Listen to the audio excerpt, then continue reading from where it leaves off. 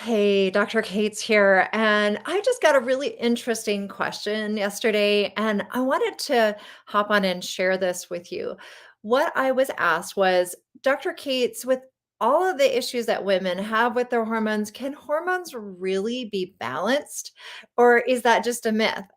And I thought, well, that's a really interesting question.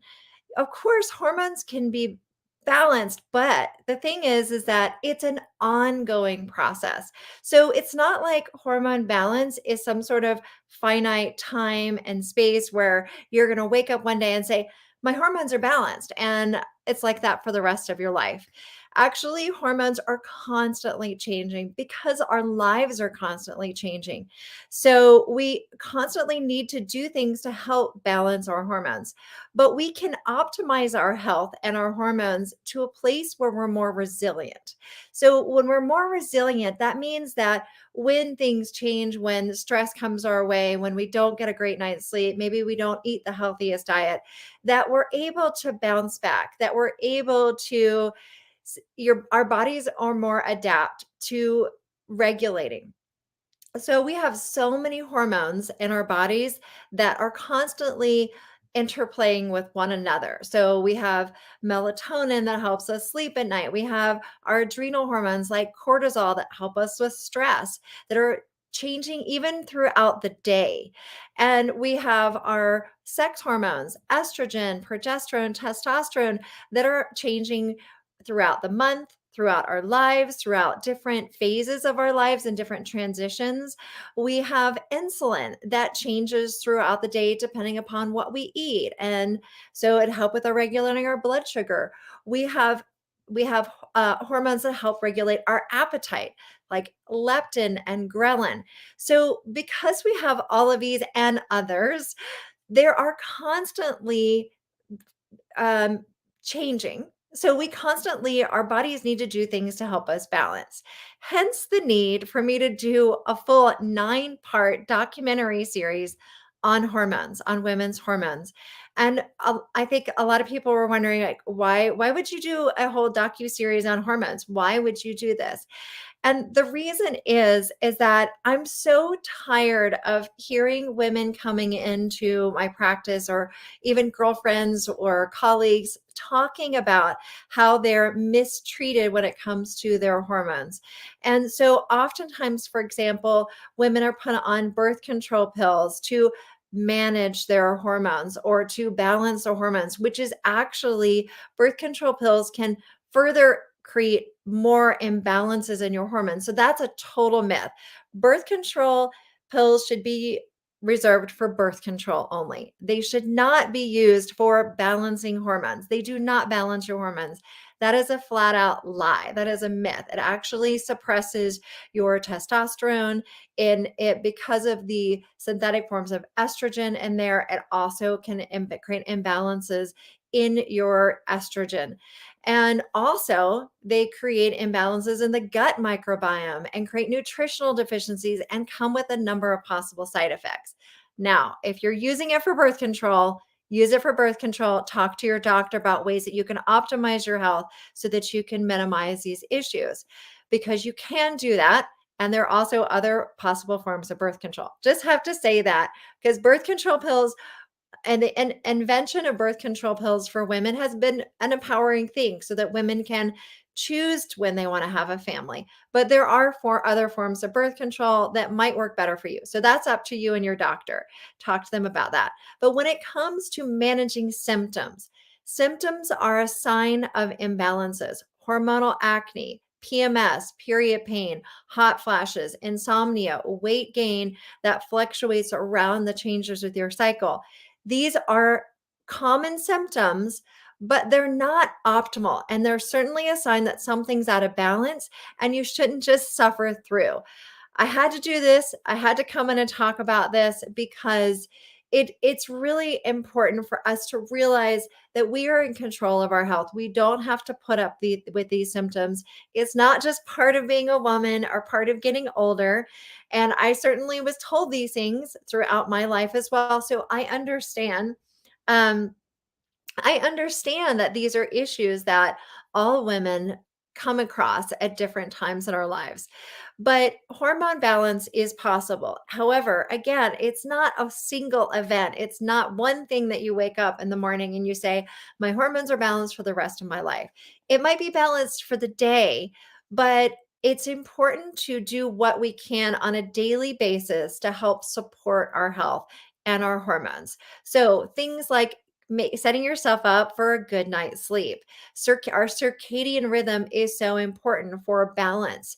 And so, getting a bedtime ritual so that you can make sure that you're optimizing your sleep, and also making sure that you're eating healthy foods at the right times and the right balances.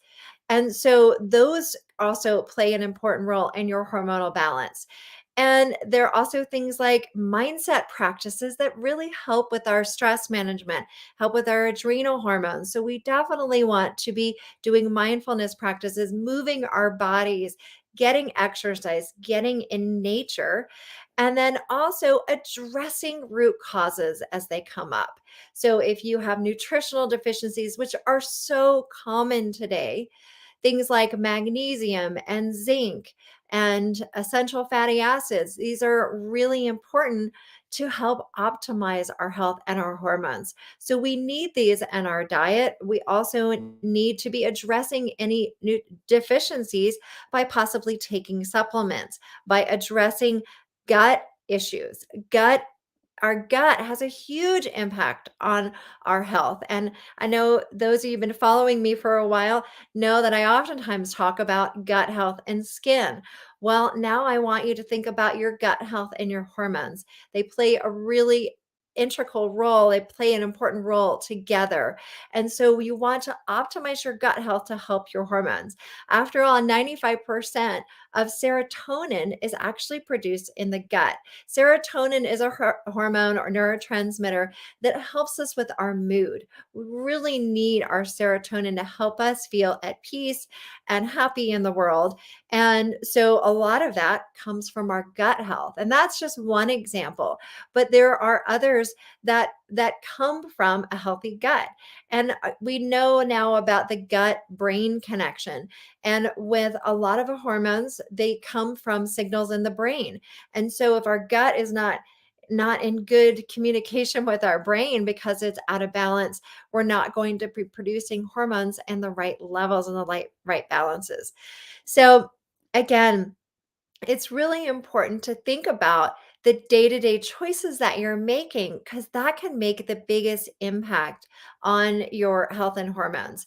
And looking at things like endocrine disrupting chemicals, hormone disrupting chemicals that are in the environment, and ways that you can reduce your exposure to these, because they also play a role in our hormones. And I know as women, as I'm 49 years old, I understand that as we get older, oftentimes we want to use more skincare products.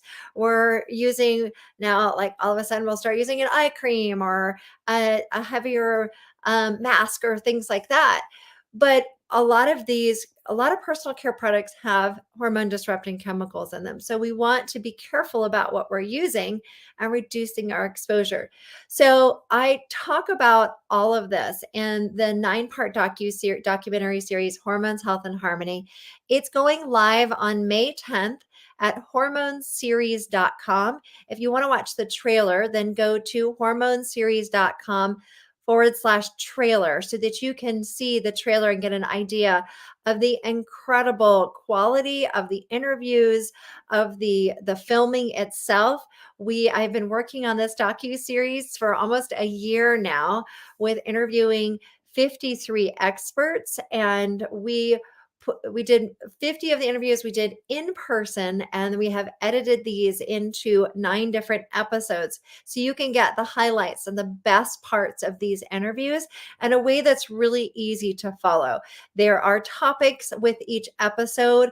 There's things like resilience and brilliance, getting your mojo back, romance and passion, and understanding metabolism. All of these things are in the episode. So just go over to hormoneseries.com and sign up. Check out the trailer, /trailer, and tell all the women in your life, because this is something that needs to get out to more and more women.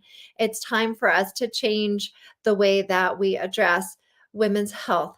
And so when you sign up, you don't just go to the page to watch the docuseries. You have to actually register your spot for the docuseries. We have to plan for the traffic that we're going to be getting to the website on May 10th when it goes live. So what you'll need to do is put your name and your email in when you go to this page, put that in. You'll get an email. You also you can receive text updates, which I highly recommend so you don't miss anything, because it's free for 24 hours. So each episode goes up for 24 hours, starting with episode 1 on May 10th. You'll get a link in your email after you sign up that will show you where to watch it on May 10th. And then after 24 hours on May 11th, you'll get the link in your email to watch episode 2. So we go through each of the 9 episodes this way. And there is an opportunity for you if you want to buy the docuseries. We'll give you an opportunity with some extra bonuses and full footages and things like that. But really, just the best way to consume it right now is to watch it for free. So make sure you sign up, check it out, and share with your friends. I'm so excited to bring this to you. So I will see you over at the docuseries, and then join us in the Hormones, Health, and Harmony Facebook group so we can chat about it there.